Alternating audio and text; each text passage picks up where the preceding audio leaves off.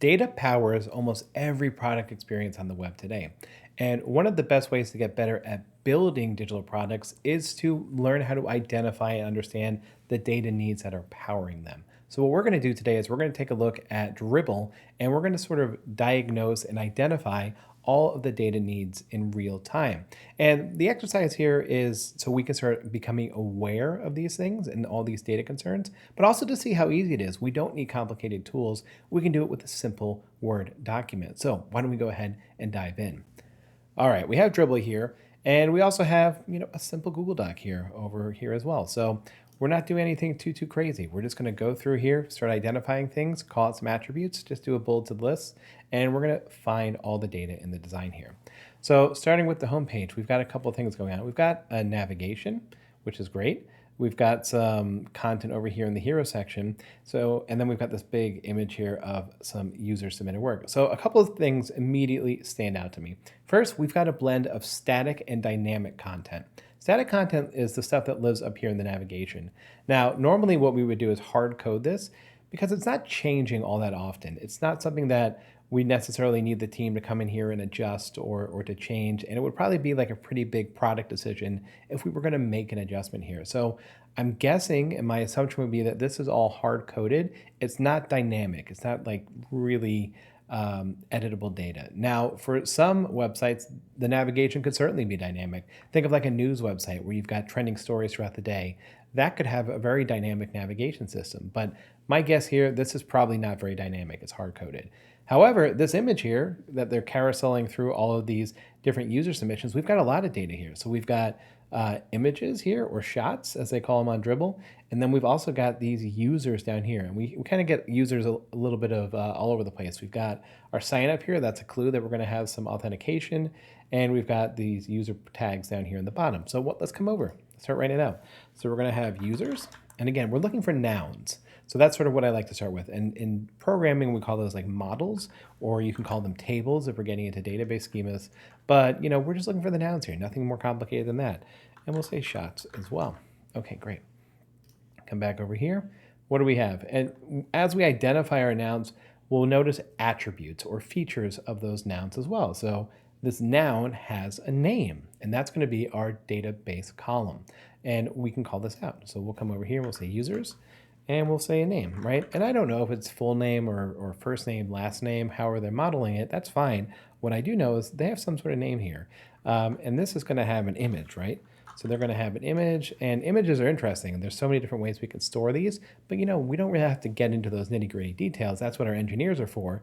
We can just start identifying these properties. So we can come over here. What else do we have here? Well, we've got some searching going on here, and we've got tags. All right, we've got these tag categories. Now these could be dynamic, right? This could be something that the Dribble team is, updating on a regular basis. Ooh, we looked at web design, or it could be something that is a little bit more hard coded. My guess is that this is going to be dynamic because I think they're related to the searching of the shots themselves here. So what we might end up seeing is something like this, where we have tags up here, and they might have a label or a title. I think they also, another thing to look at is URL structures. So if you look over here, let's click on branding, right?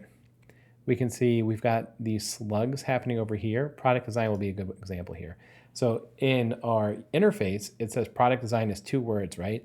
But up here, we've got this hyphen between them. So there's a difference between what's being presented as a piece of information in the experience versus what's being presented in the URL. And typically in URL design, we call those slugs that represent what should be appearing over there as well. So we can go ahead and we'll call that out here as well. So much data, tons of data. And if you don't know where to look for it, you're never going to realize it. But this is all stuff that developers have to consider as they're building the experience. Or if you're talking to AI, you can have really productive conversations about this stuff. So it's important to think about it. Why don't we go ahead and we'll keep looking here. So interesting. So on our shots here, we've got a couple different things. It looks like there's some sort of title. We've got hearts here. We've got views. We've got a user who submitted this. So there's a lot of data to unpack here as we start getting into the experience. Why don't we go ahead and start writing some of that down? So a shot's going to have a title, right? It's going to have likes. It's going to have views. And again, these can, if you're familiar with database design, these can be things like relationships, which we'll get into in a minute here. But for right now, we don't have to worry about that. We're just trying to identify and articulate all these different properties. So it looks like there is a user, or maybe we can call it the creator slash uploader, right? And it's funny, like we're coming up with the terminology here on the fly. A lot of development is like picking the right name for something and saying, are we going to call this the creator, the uploader? What makes sense for our system, for the lexicon or the vocabulary that we're developing, the taxonomy? All these things are part of our design system here. So if you're a designer or you're a PM, you can get proactive and start identifying these things and communicating what we want to call them, helping build that vocabulary, being really consistent with our word choice. All this stuff becomes much more helpful because we can be specific with our language, which leads to less confusion on our teams. All right, why don't we open one of these up here? I think the grid view is just going to continue. So we'll take a first look here. Okay, great. Whoa, so much more data, right? What do we have? We've got available for work on the user. So it looks like this user has some sort of Boolean, yes, no, that we can flip here that say, hey, this person can work right now. They've also got an email. That's great. So we can come over here and we'll say email. And we can come over here and say available. If I could spell, that would be helpful, for work. Great. And, we start building up this understanding of the data needs within the design here. Well, then we have the shot. I think shots can have descriptions. Yeah, we've got all this other information down here. Why don't we click on maybe this one? We get more of a description down here. Yeah, I think these are all uploaded by the team.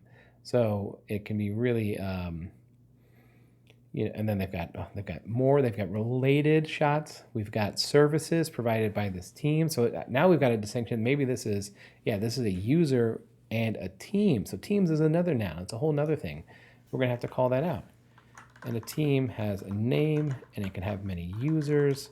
So we can go through our designs here, and it's not a hard process. All we have to do is say, where are the nouns, and what attributes do these nouns have?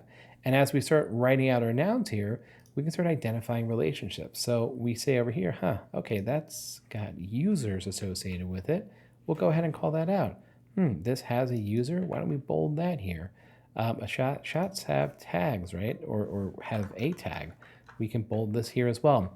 And we can start building up our understanding. So I want you to go ahead and find your favorite website and just repeat this exercise here, or any work that you're doing right now. Go through that interface, go through that design, write out all of these data needs. And this is going to help your understanding so much, and your collaboration with your developers is going to be 10 times better, because you're going to be able to have really specific language describing and articulating the data needs and being consistent in your speak with those teams. So let me know in the comments below how it goes. I'd love to hear about it, and we'll see y'all in the next Tech Take.